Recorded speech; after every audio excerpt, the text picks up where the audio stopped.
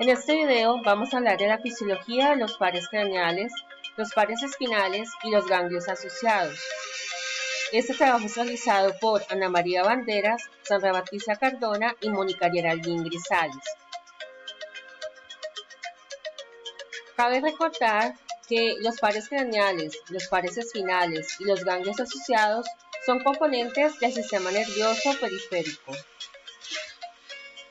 Los pares craneales son 12 pares de nervios que salen de la base del cráneo a través de agujeros hacia estructuras de la cabeza y el cuello. Su orden numérico va del 1 al 12 y está determinado según la ubicación de salida del cráneo. Esta puede ser rostral a caudal. Todos los nervios craneales se originan de núcleos en el cerebro. Dos se originan en el protoencéfalo, como son el olfatorio y el óptico.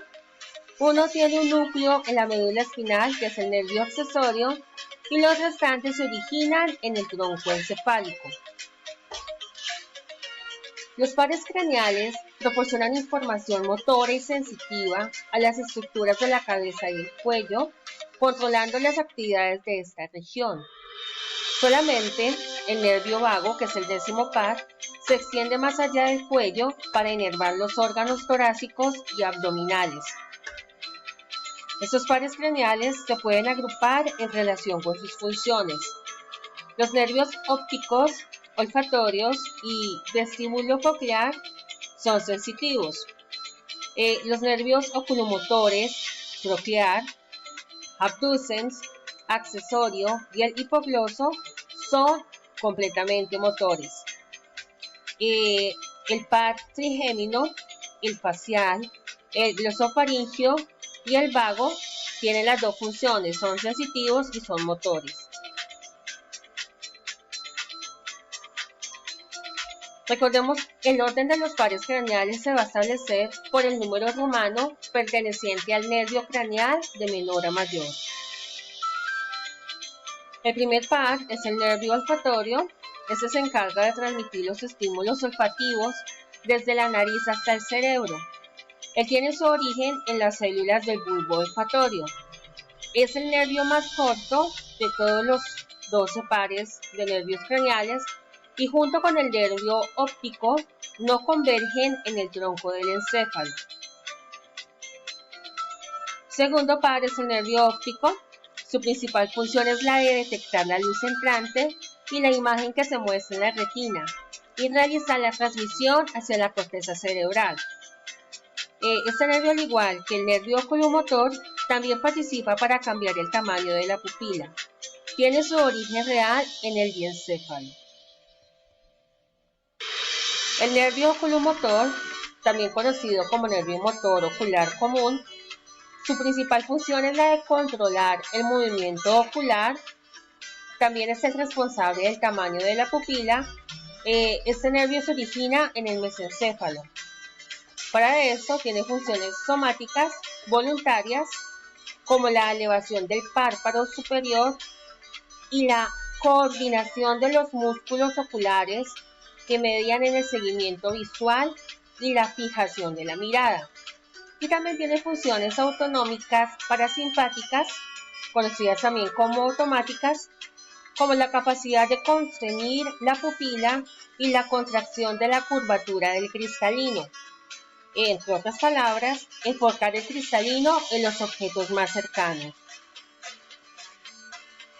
El cuarto nervio troclear patético, tiene funciones tanto motoras y somáticas. Estos nervios están conectados con el músculo oblicuo superior del ojo, pudiendo hacer que rebote y que lo separe del globo ocular. Estos nervios se originan en el mesencéfalo y en compañía del nervio oculomotor y el nervio motor ocular externo participa en el movimiento del ojo.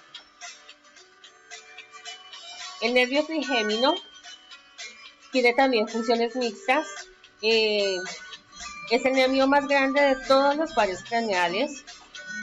Se lleva información sensitiva a la cara, transmite la información a los músculos masticatorios, tensa el tímpano y el velo del paladar, recoge sensibilidad de la cara y sus mucosas. Algunos especialistas dividen su función en nervio oftálmico, nervio maxilar y el nervio mandibular. El nervio abducens es también conocido como nervio craneal motor ocular externo. Es un nervio motor. Es el responsable de transmitir los estímulos motrices al músculo recto externo del ojo, permitiendo que el ojo se pueda mover hacia el lado contrario de donde tenemos situada la nariz. Nervio facial es un nervio mixto, consta de varias fibras nerviosas que realizan funciones como mandar órdenes a los músculos de la cara para crear expresiones faciales, enviar señales a las glándulas salivales y lagrimales, recoger la información del gusto a través de la lengua. Este nervio se origina en el tronco del encéfalo y se extiende por detrás hasta el nervio motor ocular externo. El nervio vestibulo-coclear es un nervio sensorial, también conocido como nervio auditivo y vestibular. Su función es la de mantener el equilibrio y la orientación en el espacio. También se encarga de la función auditiva. El nervio glosofaríngeo es un nervio cuya influencia reside en la lengua y en la faringe. Recoge información en las pupilas gustativas que se encuentran en la lengua y la información sensitiva de la faringe. Lleva también órdenes a las glándulas salivales y a diversos músculos del cuello que facilitan la deglución. El nervio vago nace en el bulbo raquídeo y se inerva en los siguientes órganos: en la faringe, en el esófago, en la laringe, en la tráquea, en los bronquios, en el corazón, en el estómago y en el hígado. También interviene en la deglución y manda y transmite señales al sistema nervioso autónomo. También ayuda a la regulación de nuestra activación y controlar los niveles de estrés.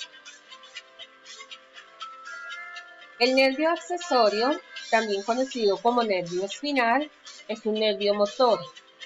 Este se encarga del movimiento cefálico y rotatorio por su inervación del músculo esternocleidomastoideo, permitiendo la rotación de la cabeza y de los hombros.